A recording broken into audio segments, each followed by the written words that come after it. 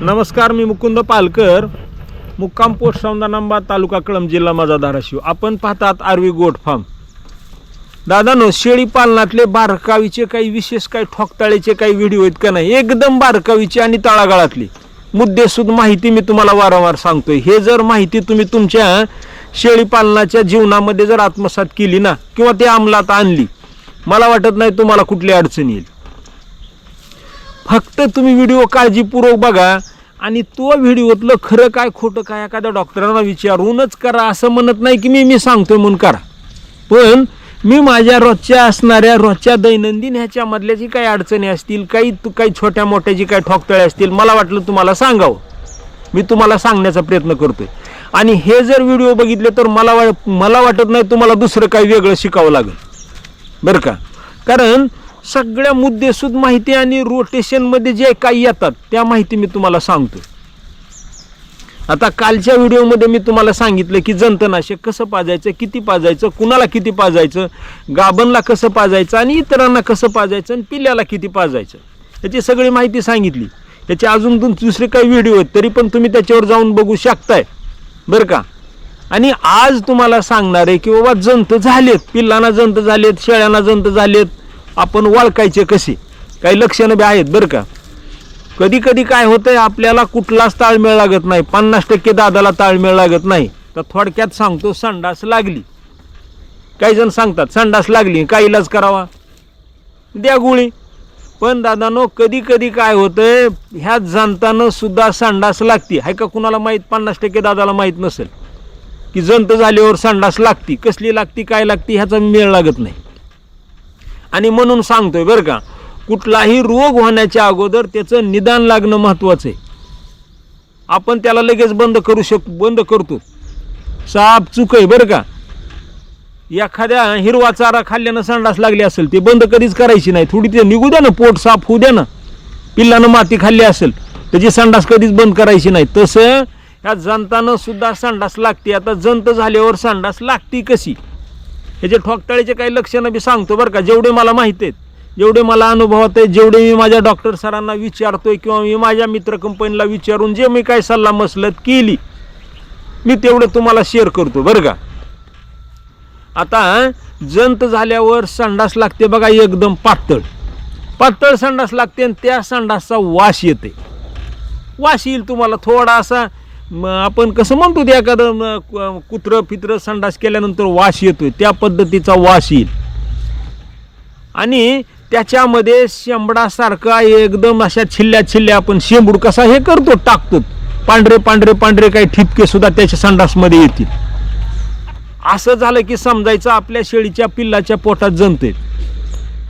बाकी काही विचार करायचा नाही, जंत झालेत. मग समजा कधी काय होतंय, आता काही दादा काय म्हणतात की पिल्लांना, वैयक्तिक माझं सुद्धा मत आहे की पिल्लांना 1 महिन्यानंतर तुम्ही जंतनाशक पाजा. पण कधी काय होतंय बरं का, त्या 1 महिन्याच्या अगोदरचे लक्षणं दिसते. तरी डॉक्टरांना विचारून लहान बाळाचं सुद्धा तुम्ही जंतनाशक करू शकता, झायक्लोज हे असणार. तसं लक्षणं दिसली की हाय काही करायची नाही, आणि तुम्ही थांबलात की पुन्हा त्याची वाढ होत राहते बरं का. मग हे पातळ संडास लागली, त्याच्यामध्ये थोडंफार तुम्हाला त्या शेंबडासारखं पांढरं या चिकट यायला लागलं तरी समजायचं जंत झाले. लेंडीला जर समजा लेंडी कडक बी आहे, पण लेंडीला कधी कुठं पांढरे डाग किंवा रक्तासारखं यायला दिसायला लागले तुम्हाला लेंडीमध्ये, तरी समजायचं आपल्या शेळीला पिल्लाला जंत झाले.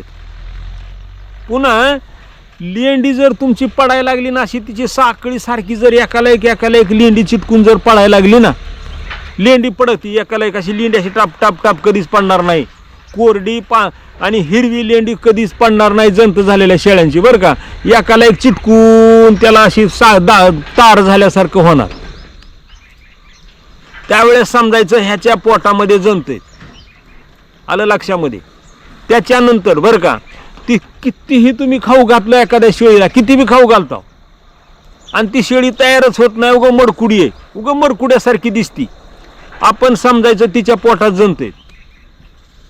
किंवा एखादं पिल्लू कितीही खातंय, उगं भरपूर बरगच्च खातंय, पण त्याचं पोट खाली सुटलंय, एकदम खाली सुटलंय बरं का, तरी समजायचं त्याच्या पोटामध्ये जंत आहे.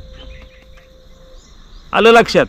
आता त्याच्यानंतर सांगतो बरं का, एखाद्या पिल्लाच्या शेळीचे केस निघून चाललेत, चट्टे चट्टे चट्टे डाग पडायलेत, असं समजायचं की आज ह्याच्या सुद्धा पोटात जमते. आलं का लक्षामध्ये? पुन्हा एक सांगतो बरं का, कधी कधी शेळ्यांच्या इथं गाठ येते बघा. त्याला काही कुणी गलगोटो म्हणत असेल, काय म्हणत असेल, पण त्याला वेगळं नाव आहे, त्याला असणारं बॉटल जेवण नाव आहे. कारण जंत बऱ्याच प्रकारचे आहेत बरं का. काही आतड्यात होतेत, काही कातड्यात होतेत, काही गळ्यात होतेत, कुठं कुठं होतेत, काही रक्तात होतेत. तसं इथं बी समजा कधी गाठ आली आणि त्या गाठीमध्ये पाणी आहे, निबर गाठ नाही, पण तुम्हाला दाबल्यानंतर ते गाठ अशी मऊ पाणीमध्ये बाबा असं वाटतंय, तरी समजायचं ह्याला शेळीला जंत झाले.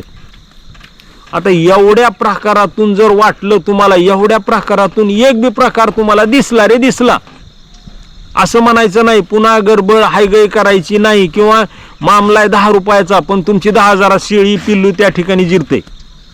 काय करायचं, हे लक्षणं दिसले म्हणून म्हणतोय बरं का मी, कधीही तुम्ही लेंड्या झाडायची तयारी ठेवा. लेंडी झाडीत असताना कळतंय तुम्हाला ही चिटकली लेंडी का, कुठं पातळ हागलंय का, कुठं रक्ताचं हागलंय का, कुठं शेंबडासारखा भाग आलाय का, कुठं चिकट हागलंय का, हे का कळतंय बरं का.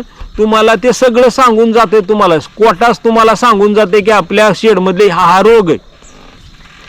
आणि हे दिसल्यानंतर मग त्या हेनं परीनं डॉक्टरांची सल्ला मसलत करून काय कुठला जंत आहे बाबा, कुठल्या जंताचा कुठला प्रकार आहे, त्या पद्धतीनं तुम्ही इलाज करू शकता. पण तुम्ही एवढे इलाज होऊन दिसून बी जर तुम्ही गप बसलात, तुमच्या ह्याच्यामध्ये रोगाने शिरकाव केला, हे तुम्हाला मग 100% सत्य.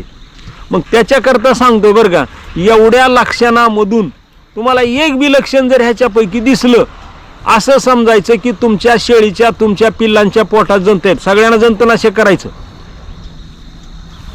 आलं लक्षामध्ये? आणि ह्याच्यापेक्षाही तुम्हाला एखादी अजून अडचण वाटली किंवा वेगळं काही तुम्हाला याच्यामध्ये जाणताचं वाटलं तरी मला कॉमेंट बॉक्समध्ये सांगा. मी त्याला 100% सांगण्याचा प्रयत्न करेन. एखादं लक्षण माझ्याकडून बी विसरलं असेल. आणि दादानो, माझं फेसबुक चॅनल सुद्धा आहे बरं का. फेसबुक पेज आहे आरवी गोट फार्म नावाचं, तिथं सुद्धा तुम्ही फॉलो करू शकताय. तिथं सुद्धा हे व्हिडिओ पाहू शकताय बरं का. तर मंडळीनो, वाटलं एखाद्याला शेअर करू वाटतं शेअर करा, आवडला तर व्हिडिओ लाईक करा, नवीन असाल ना सबस्क्राईब करून हाईप करायला विसरू नका. थांबतो ह्याच ठिकाणी, भेटू पुढल्या व्हिडिओमध्ये. तोपर्यंत जय हिंद.